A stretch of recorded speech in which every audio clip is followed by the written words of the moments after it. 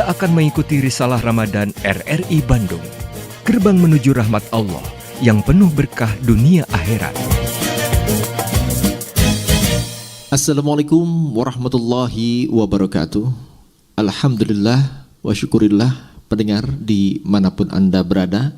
Di kesempatan pagi hari ini kami dapat jumpa kembali dengan Anda dalam acara Risalah Ramadan RRI Bandung, yang tentunya kami saat ini mengudara pada frekuensi FM 97,6 MHz pada Pro 1 dan AM 540 kHz pada Pro 4 RRI Bandung, serta kami saat ini dapat Anda simak melalui channel YouTube kami, YouTube RRI Bandung.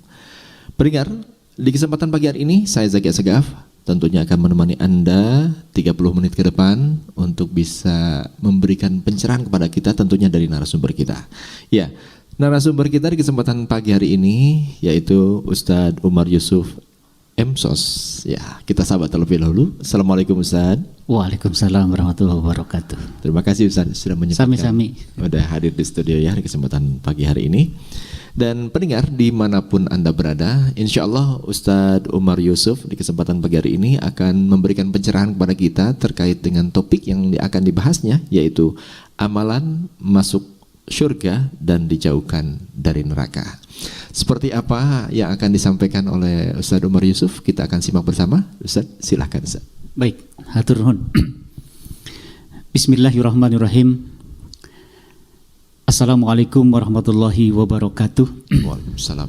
Innal hamdalillah nahmaduhu wa nasta'inuhu wa nastaghfiruh wa na'udzu billahi min syururi anfusina wa min sayyiati a'malina may yahdihillahu fala mudhillalah wa may yudlil fala hadiyalah. Asyhadu an la ilaha illallah wahdahu la syarikalah wa asyhadu anna Muhammadan abduhu wa rasuluh la nabiyya ba'da. Allahumma shalli ala Muhammad wa ali Muhammad wa barik wa sallim. Syukur alhamdulillah kita panjatkan puji dan syukur kehadirat Allah Subhanahu wa taala. Kita masih diberikan kesehatan oleh Allah sehingga dengan sehat kita masih konsisten menjalankan rutinitas ibadah kita di bulan Ramadan ini. Alhamdulillah. Mudah-mudahan apa yang kita lakukan amaliyah di bulan Ramadan ini diterima oleh Allah Subhanahu wa taala. Amin. Sehingga endingnya adalah wa ulaika humul faizun, orang-orang yang diberikan kemenangan oleh Allah Subhanahu wa taala. Salawat dan salam tidak lupa pula kita sampaikan kepada nabi kita semua, nabi akhir zaman Rasulullah Muhammad sallallahu alaihi wasallam, kepada keluarganya, para sahabatnya, para tabi'in, tabi'ut tabi'in, juga kepada seluruh umatnya dari awal hingga akhir zaman. Jemaah pemirsa dimanapun berada, alhamdulillah bisa berjumpa kembali di program Risalah Ramadan. Dan pada kesempatan kali ini saya akan menyampaikan 7 amalan yang bisa memasukkan seseorang ke dalam surga dan dijauhkan dari siksa api neraka. Saya mencoba mengawali dengan sebuah dialog antara orang dari pedalaman Arab atau Arab Baduy, berdialog dengan Rasulullah Sallallahu Alaihi Wasallam. Suatu hari Rasulullah didatangi oleh seseorang. Orang ini berasal dari Arab Baduy, gitu ya, dari pedalaman. Kemudian orang ini bertanya kepada Rasul, "Ya Rasulullah, akhbirni bi amalin yudkhilnil jannah wa yubaiduni minan nar." Ya Rasulullah, kabari aku. Akhbirni, kabari aku, beritahukan aku. Akhbirni bi amalin, dengan amalan apa aku bisa masuk ke dalam surga, wa yubaiduni minan nar, dan dijauhkan dari siksa api neraka. Apakah lantas Rasulullah memberikan jawaban kepada orang tersebut? Ternyata tidak. Jadi Rasulullah memberikan melihat dengan anubuahnya, dengan kenabiannya, ya. Jadi Rasul tidak lantas langsung menjawab, Ustaz. Beliau melihat orang yang bertanya dengan anubuah, dengan kenabiannya. Istilah kita mah yang pantas jawaban untuk orang itu teh naon gitu ya. Jadi tidak asal bunyi gitu ya. Nah, maka di dalam ilmu asbabul wurud ada dinamakan sebab-sebab turunnya, di dalam ulumul hadis ada yang namanya asbabul wurud, sebab-sebab turunnya hadis. Ya. Nah, ada kalanya hadis ini turun karena ada orang yang bertanya, baru hadis ini turun.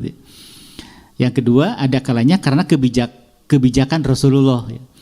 Misalnya suatu hari Nabi dengan para sahabat, di dalamnya ada Umar, ada Abu Bakar, tiba-tiba orang Yahudi datang ke masjid itu dan membuang kotoran gitu ya. Nah, di situ ada Umar sampai mau ditebas gitu ya, karena dia perangainya begitu gitu ya, kurang ajar gitu ya.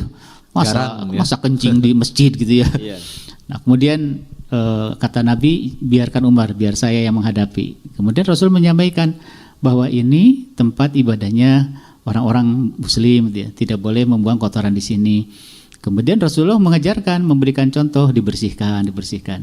Nah, ini bagian dari kebijakan Rasulullah sehingga turunlah hadis. Nah, di dalam dialog ini tadi gitu ya, itu diawali dengan pertanyaan gitu ya. Maka pertanyaan itu salah satunya adalah sebab turunnya hadis. Ya Rasulullah, akhbirni, kabari aku, amalan apa yang bisa memasukkan aku ke dalam surga dan dijauhkan dari siksa api neraka. Nah, diam sejenak melihat orang tersebut, baru Nabi menjawab. Faqala Rasulullah sallallahu alaihi wasallam, kata Nabi, kalau kamu ingin masuk ke dalam surga dan dijauhkan dari siksa api neraka, yang harus kamu lakukan pertama. Nabi memberikan jawaban seperti ini berarti sesuai dengan kebutuhan orang yang bertanya. Karena Nabi melihat dengan anubuahnya, dengan kenabiannya, gitu ya. Dengan anubuah, dengan kenabiannya. Yang pertama yang harus kamu lakukan, ta'budullah wa la tusyrik bihi syai'a. Gitu ya. Kamu harus menyembah Allah, jangan sekali-kali menyekutukannya. Nah, di sisi lain, dalam riwayat yang lain ada pertanyaan yang sama, tapi jawabannya berbeda. Misalnya dengan pertanyaan yang sama tadi, akhbirni bi amalin yudhilil jannah wa yubaiduni minan nar, atau ayul a'mal afdol, amalan apa yang paling afdol. Ada kalanya di riwayat yang lain Nabi itu memberikan jawaban, kalau kamu ingin masuk ke dalam surga dan dijauhkan dari siksa api neraka, birrul walidain, gitu. Kamu harus berbuat baik kepada orang tua. Nah, ini jadi tergantung situasi juga ya. Situasi dan kondisi orang tersebut ada masalah apa gitu ya. Misalnya situasional gini, ya jadinya. Apa yang akan disampaikannya itu ya. Betul. Sesuai dengan yang dibutuhkan. Yang dibutuhkan atau sesuai dengan kasus orang tersebut. Iya. Misalnya jawabannya birrul walidain. Kalau kamu ingin masuk surga dan dijauhkan api neraka, berbuat baik kepada orang tua. Berarti orang tersebut ada masalah dengan orang tuanya, jarang berbuat baik gitu ya. Ini maksudnya gitu. Nah, ketika Nabi memberikan jawaban ta'budullah wa la tusyrik bihi syai'a, berarti orang ini ada masalah dengan akidahnya gitu ya. Bisa jadi misalnya orang tersebut sudah muslim, tapi di sisi lain dia masih percaya terhadap makhluk-makhluk yang gaib gitu ya. Misalnya dia punya peliharaan jin gitu ya. Kemudian dia masih percaya terhadap animisme, dinamisme, kekuatan-kekuatan yang lain. Nah, ini kan ada masalah dengan akidah gitu ya. Makanya kata Nabi, ta'budullah wa la tusyrik bihi syai'a. Sembahlah Allah dengan sebenar-benarnya. Wa la tusyrik bihi syai'a. Jangan sekali-kali menyekutukannya gitu. Jadi orang tersebut ada masalah dengan akidah. Nah, kalau bicara akidah, mungkin di masyarakat kita pun masih ada hal-hal yang seperti itu. Jadi di sisi lain beribadah kepada Allah, sholat dan sebagainya, tapi di sisi lain masih mengakui kehebatan, ada hal-hal yang gaib, kekuatan dari makhluk-makhluk yang lain. Bisa jadi kan seperti itu gitu ya. Misalnya ke manalah gitu ya. Yeah. Ya, seperti itu. Baik, masih dilanjut ya. Yeah, masih. Nah, Imam Al-Ghazali mengatakan penyakit akidah itu adalah syirik. Sehingga ketika orang memiliki penyakit akidah, percaya sedikit pun terhadap kekuatan lain selain kepada Allah, ini orang sufi bilang Tuhan sudah tidak ada di dalam dirinya gitu ya. Jadi misalnya saya punya Ali, wah nih kalau tidak ada Ali tadi saya bisa ketabrak misalnya. Tuhan sudah tidak ada dalam diri saya gitu ya. Ini mungkin tingkatan tinggi gitu ya. Pada sisi lain saya kan masih beriman kepada Allah gitu. Yeah. Beriman kepada Allah itu bukan dilihat dari mulutnya aja, tapi aplikasi akidah, apakah masih menolak terhadap kekuatan yang lain gitu. Makanya memahami la ilaha gitu ya. La itu kan namanya la nafi, meniadakan. Yang ditiadakan itu apa? Ilah. Ilah itu apa? Sesembahan manusia kan gitu ya. Sesembahan manusia kan banyak gitu ya. Betul. Ya, sesembahan dari misalnya Tuhan yang tradisional gitu ya. Tuhan tradisional itu kan kayak berhala-berhala itu tradisional ya. Tuhan kontemporer saat ini bisa jadi materi jadikan Tuhan. Betul. Bahkan HP ini bisa dijadikan Tuhan gitu ya. Loyalitas Bisa, kita kan 24 jam nih. Hati-hati ini bisa jadi Tuhan gitu ya. Gara-gara HP kita lupa terhadap Allah gitu ya. Iya. Ini kontemporer gitu ya. Evaluasi aja. Betul. Gitu. Itu tanpa disadari Ustaz ya. Tanpa disadari. Sangat tipis sekali sebetulnya ya. Harus. Hingga kita mungkin dapat digolongkan jadi musyrik ya. Itulah Ini pesan utama dari ngeri jawaban ya. Nabi gitu ya. Makanya pertanyaan orang tersebut sebenarnya mewakili pertanyaan kita, muhasabahnya gitu ya. Apakah kita dalam posisi yang disampaikan oleh Nabi bahwa di sisi lain kita sholat, tapi di sisi lain pun kita sedang percaya terhadap kekuatan-kekuatan yang lain yang membuat kita sibuk ya. Bicara HP kan ini bicara dunia gitu. Nah ini hubungannya dengan kenapa nafas kita ini bermasalah, kenapa jiwa kita bermasalah gitu ya. Karena dunia itu sudah masuk ke dalam diri kita. Sebenarnya dunia oriented akhirnya kan gitu. Dunia oriented, nanti profit oriented. Banyak. Jadi kompleks akhirnya masalah kita itu ya. Kompleks banget gitu. Ya ini sebetulnya cukup sangat kalau menurut saya menarik. Tapi ini memang kalau melihat dari penjelasan Ustaz kayaknya cukup panjang ya harus dibahas ya. Tapi kita bagaimana caranya bisa memberikan suatu sajian yang manfaat buat pendengar kita Ustaz. Mungkin nanti bisa disampaikan secara singkat tapi wah isinya tuh banyak gitu. Baik. Kalau kata orang Sunda mundel gitu ya. Mundel. Insya Allah. Baik pendengar di manapun Anda berada, ya Alhamdulillah Ustadz Umar Yusuf ya menjelaskan kepada kita terkait dengan tadi apa yang dibahas yaitu amalan masuk surga dan dijauhkan dari neraka. Sebetulnya kalau kita mengingat ini ya tentunya ini acuan ataupun cita-cita yang sangat diharapkan oleh umat Islam saja. Namun bagaimanakah apakah memang itu mudah atau tidak ditempuhnya? Nanti Ustadz akan menjelaskan ya di sesi kedua nih Ustadz ya. Insya Allah. Insya Allah. Jadi nanti Anda jangan kemana-mana, Anda tetap bersama kami di Risalah Ramadan RRI Bandung. Kita akan kembali lagi sesaat lagi setelah pesan-pesan berikut ini. Ramadan Berkah bersama RRI Bandung.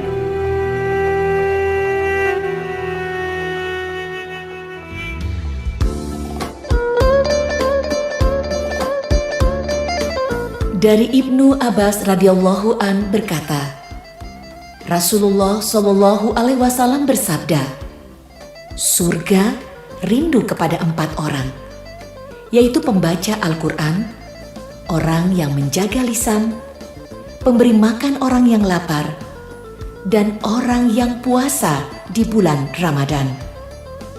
Hadis riwayat Abu Daud dan At-Tirmizi. audiolibrary.rri.co.id. Di atas meja rindu itu hilang semati denganmu dari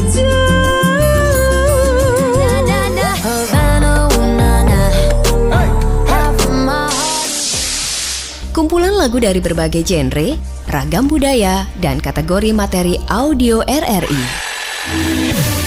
Teater Radio Sejarah Kemaritiman Nusantara. Butir pasir di laut. audiolibrary.rri.co.id. Klik Publish Playlist untuk tahu perkembangan musik terkini dan terupdate. Play, share, dan dengarkan lagu hits favorit kamu di sini di audiolibrary.rri.co.id. Anda tengah mengikuti Risalah Ramadan RRI Bandung, gerbang menuju rahmat Allah yang penuh berkah dunia akhirat. Baik pendengar dimanapun Anda berada, terima kasih Anda yang saat ini masih tetap bersama kami di RRI Bandung dalam acara Risalah Ramadan. Dan saya Zaki masih menemani Anda beserta Ustadz Umar Yusuf MSOS. Beliau dari Pesantren Al-Quran Babus Salam Ciburial Bandung yang saat ini tengah membahas satu topik yaitu amalan masuk surga dan dijauhkan dari neraka. Tadi sudah dijelaskan pendengar apa latar belakang dari bahasan yang disampaikan oleh Ustadz Umar Yusuf ini. Namun ada sedikit pertanyaan dari saya, Ustadz, ya, di kesempatan pagi hari ini untuk menemani saudara-saudara kita yang saat ini persiapan mungkin makan sahur ya, atau juga sedang makan sahur, mudah-mudahan pada nafsu nih makannya, Ustadz ya. Baik. Nah, yang jadi pertanyaan, Ustadz, nah ini kan tadi disampaikan oleh Ustadz amalan masuk surga, lalu juga kita dijauhkan dari neraka. Tentunya ini suatu harapan ataupun cita-cita yang sangat diidam-idamkan, ini bisa seperti itu. Nah, namun saya ingin bertanya, bagaimana sih, Ustaz, cara-cara agar umat Islam, umat Muslim ini mudah untuk melaksanakan amalan tersebut? Amalan apa saja dan seperti apa caranya? Baik, hatur nuhun, Ustaz. Jadi ini solusi ya. Solusi. Jadi setiap orang pasti ingin masuk surga, walaupun harus merangkak menuju surga. Bahkan mungkin Haroryanting masuk neraka kan ya. Itu pun harus merangkak untuk meninggalkannya. Gitu ya. Betul. Bisa nggak lari bukan merangkak? Untuk orang seperti kita kayaknya harus merangkak ya? Berusaha. Ya. Tadi disampaikan sekaligus solusi sebenarnya tadi itu, bahwa amalan pertama itu adalah perbaiki hubungan kita dengan Allah, gitu ya. Jangan sekali-kali menduakan atau berpoligami dalam bertuhan, itu maksudnya. Karena Allah tidak mau diduakan kan itu. Artinya kalau ada akidah yang masih belum selesai, belum beres, mari di bulan Ramadan ini perbaiki hubungan kita dengan Allah Subhanahu wa taala. Yang kedua, kata Nabi, kalau kamu ingin masuk surga dan dijauhkan dari api neraka, wa tuqimus shalah, gitu ya. Dirikanlah salat, gitu ya. Artinya pesannya dari sini, jika salat kita saat ini bermasalah, gitu ya, maka di bulan Ramadan ini mari kita sama-sama perbaiki salat kita, ya. Baik itu salat wajib, baik itu salat sunat, maupun sholat secara tekstual maupun sholat secara kontekstual, gitu ya, dalam kehidupan sehari-hari. Jadi amalan kedua inilah yang menjadi renungan bagi kita di bulan Ramadan ini. Mudah-mudahan dengan melaksanakan ibadah di bulan Ramadan ini, sholat kita semakin disiplin, karena sholat bagian dari hubungan kita dengan Allah. Kemudian yang ketiga, kata Nabi, kalau kamu ingin masuk surga dan dijauhkan dari api neraka, watuti zakah, gitu ya. Keluarkan zakat, gitu ya. Keluarkan zakat. Ya. Jadi kalau Nabi memberikan jawaban keluarkan zakat, maka orang yang bertanya ini jarang mengeluarkan zakat. Khusus bagi kita sekarang itu, dari awal Ramadan itu sudah bisa mengeluarkan zakat fitrah. Dari mulai zakat fitrah, zakat mal dan sebagainya, gitu ya. Karena makna zakat itu tujuannya al-adalatul ijtimaiyah. Jadi sebagai keadilan sosial, sebagai jembatan antara yang kaya dan yang miskin, ya, sehingga terbangun silaturahim yang baik. Zakat wajib bagi yang sudah mampu, gitu ya. Berarti posisinya muzaki, ya. Yang belum mampu mustahik, gitu kan. Acuannya 8 asnaf di dalam Al-Qur'an. Ya. Mudah-mudahan yang belum atau tidak pernah berzakat atau lupa, gitu ya, bulan Ramadan ini mari bersama-sama bisa dititipkan ke RRI Bandung, kemudian RRI Bandung bisa nelpon ke pesantren Babu Salam. Ini ada titipan zakat dari Banten misalnya, gitu ya. Atau langsung aja ke Babu Salam. Babu Salam, ya. Ya. Kita akan megang beberapa desa di sana itu ya, untuk gitu distribusi zakat. Ya. Kemudian selanjutnya kata Nabi, kalau kamu ingin masuk surga dan dijauhkan dari siksa api neraka setelah ta'budullah wa la tusyrik bihi syai'a wa tuqimus shalah wa tu'tiz zakah. Yang keempat, autusolir rahmah, maka sambungkanlah silaturahim, gitu ya. Artinya kalau Nabi memberikan jawaban seperti itu, orang ini jarang silaturahim nih, gitu ya. Ini introspeksi bagi kita yang mungkin hidupnya sendiri, gitu ya, menutup diri, coba bangun silaturahim, ya. Apalagi kondisi saat ini kan harus banyak silaturahim biar tidak suuzon antara ini dan itu, gitu ya. Karena kalau umat Islam sudah bercerai-berai, ini sangat disayangkan sekali, gitu ya. Makanya RRI Bandung ini sebagai media dakwah, gitu ya, media dakwah, dakwah di dalam media, gitu ya, ini sangat penting sekali. Membangun silaturahim, baik itu di keluarga, kemudian di masyarakat dan sebagainya, karena itu bagian dari amalan yang akan memasukkan seseorang ke dalam surga dan dijauhkan dari siksa api neraka. Jadi 4 poin ini. Silaturahim juga memberikan kontribusi yang cukup besar saja. Padahal cuma silaturahim doang, gitu. Masya Allah. Kalau kita melihat situasi saat ini ya, kayaknya saya juga belum bisa menjudge ya saja. Tapi kalau kita melihat kadangkala ini kayaknya kok nilai silaturahim khususnya di perkotaan gitu ya mulai menurun ya. Ya, dengan mungkin kenal dengan tetangga tapi nggak pernah ngobrol ya. Bahkan ada yang nggak kenal juga ya. Kalau ada apa-apa di tetangga sebelah kita nggak tahu. Ini banyak loh kejadian sibuk dengan urusan sendiri. Nah, ini mungkin kalau kembali lagi, saya sih bukan maksudnya untuk memutuskan silaturahim, tapi memang ritme pekerjaan yang seperti ini hingga membuat frekuensi pertemuan silaturahim dengan pihak lainnya ini agak susah. Ini gimana itu, San? Kalau sekarang kan medianya banyak ya. Iya. Misalnya kita punya HP nih. Silaturahim pertama memberikan doa kepada saudara kita. Mudah-mudahan hari ini lebih baik. Mudah-mudahan Allah membimbing kita semua gitu ya. Kan saya bisa, walaupun ini kan bisa dimanfaatkan dengan sebaik-baiknya gitu kan untuk silaturahim gitu ya. Apalagi ada WA group gitu ya. Oh iya. Tapi biasanya terjadi konflik juga sih di WA group. Masalah sosial dan ini sebagainya. Iya. Tapi lebih bagus memang silaturahim kita berkunjung gitu ya. Karena akan berdampak gitu ya. Berdampak kalau kita langsung ketemu seperti itu. Namun saat ini juga apalagi kemarin-kemarin nih Ustaz ya.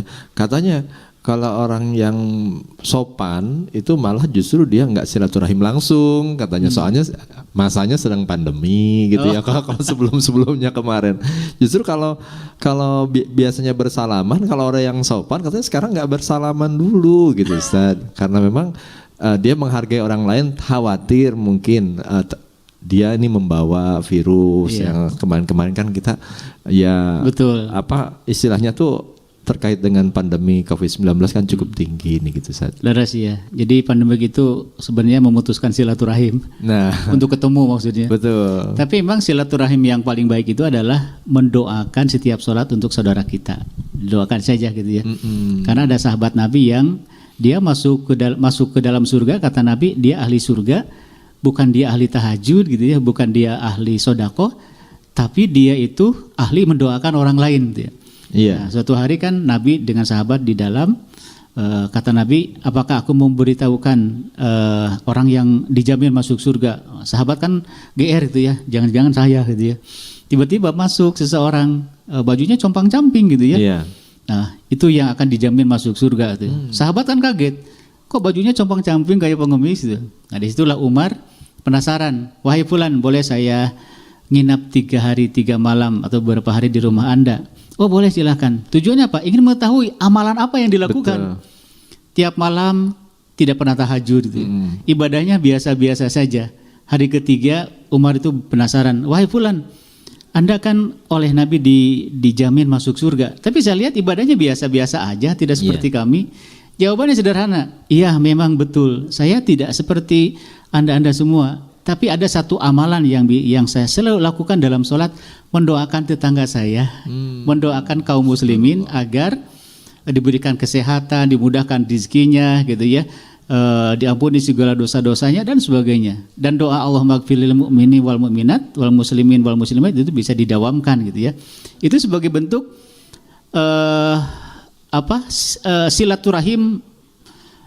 silaturahim kita gitu ya, mendoakan saudara-saudara kita gitu ya. Jarak jauh ya. Jarak jauh, karena kan nanti Allah yang Maha tahu gitu. Betul. Jadi jangan sampai begini.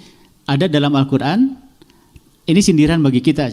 Tahsabuhum jami'a wa qulubuhum syatta. Kamu lihat mereka seperti orang berjamaah, rapat berjamaah, ke kafe berjamaah, wa qulubuhum syatta. Hati mereka tidak berjamaah. Berbahaya ini. Lebih baik jauh tapi hatinya berjamaah. Lebih baik dekat, hatinya juga berjamaah kan gitu. Gitu ya Pak Ustadz ya.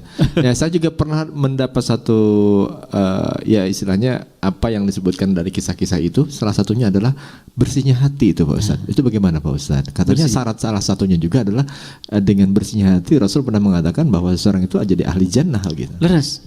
Jadi gini Ustadz, dalam diri manusia itu ada kolbu. Kolbu maknawiyah, bukan lahiriah ya. Ada yang disebut juga basirun ya? Basirun. Basirun betul. Kolbu itu artinya kan al-inqilab, berbolak-balik gitu ya. Nah, kolbu inilah diperebutkan oleh 3. Pertama oleh syahwat, yang kedua oleh hawa nafsu, yang ketiga oleh jiwa ini. Nah, ketika hati kita diperebutkan oleh syahwat dan hawa nafsu dan dikuasai oleh syahwat dan hawa nafsu, berarti jiwa kita kalah. Maka lahirlah jiwa itu jiwa-jiwa yang al-imarah, jiwa-jiwa yang rakus. Nah, dalam bahasa Al-Quran, jiwa yang rakus itu adalah kal an'am, seperti binatang, balhum adol, bahkan lebih sesat dari binatang. Ada bahasa yang lain, kal hijaroh, seperti batu, au asyaddu qaswah, bahkan lebih keras daripada batu. Ini maksudnya bukan jasad kita jadi batu, tapi jiwanya itu yang menjadi batu gitu ya. Nah, jadi ketika hati kita dikendalikan oleh syahwat hawa nafsu, ini jiwa bermasalah. Maka salah satu tujuan dari saum itu adalah tazkiyatun nafs, mensucikan jiwa kita agar syahwat dan hawa nafsu biarkan ada dalam diri kita, karena itu adalah yang menyempurnakan, tapi kendalikan dong oleh jiwa yang taat kepada Allah. Jiwa yang taat kepada Allah karena oleh ruh yang mampu memberikan energi terhadap jiwa. Ini ada hubungannya dengan, mungkin sebelumnya saya menyampaikan tentang at-tawazun, sistem keseimbangan, bahwa manusia itu salah satunya adalah ada ar-ruh. Nah, seperti itu. Ya, cukup menarik Pak Ustadz ya. Lalu tadi Pak Ustadz juga menyebutkan dengan cara adalah mengeluarkan zakat ya. Nah, ini kan bagaimana nih dengan kualitas zakat itu sendiri Ustadz? Ini singkat saja, kan sekarang malah yang jadi bahasan kadang-kadang disinggung bersedekah jadi konten gitu Ustadz. Bagaimana Pak Ustadz?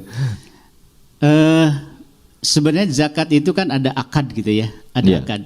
Misalnya ada amil itu kan tempat akad ijab kabul antara mustahik dan muzaki atau amilin gitu ya. Tapi sebenarnya sendiri pun tidak menjadi masalah gitu ya. Artinya tidak harus diketahui oleh orang lain.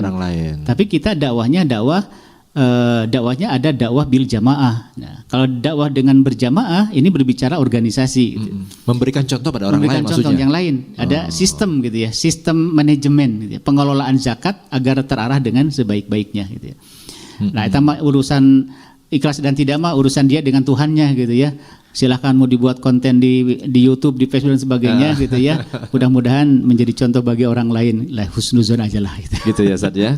Insya Allah jadi amal ibadah Ustadz ya. Iya. Dan mungkin tepat waktu juga seperti zakat fitrah qabla khurujin nasi ila shalah ya. Mohon.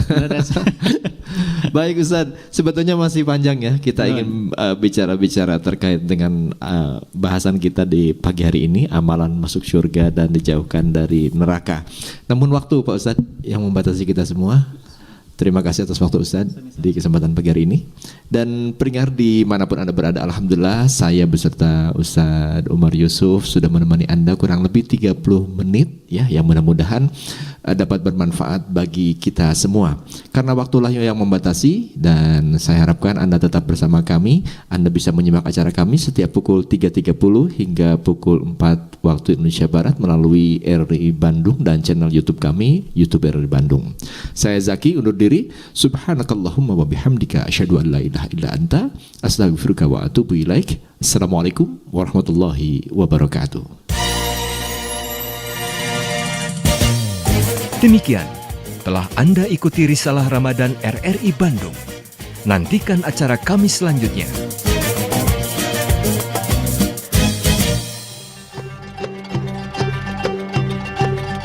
Assalamualaikum warahmatullahi wabarakatuh. Saya Nawir, Kepala RRI Bandung, beserta seluruh unsur pimpinan, angkasawan-angkasawati, dan pengurus Dharma Wanita Persatuan RRI Bandung, mengucapkan selamat menunaikan ibadah puasa di bulan Ramadan 1443 Hijriah. Semoga kita diberi kesehatan dan kekuatan. Amin, amin, ya Rabbal Alamin.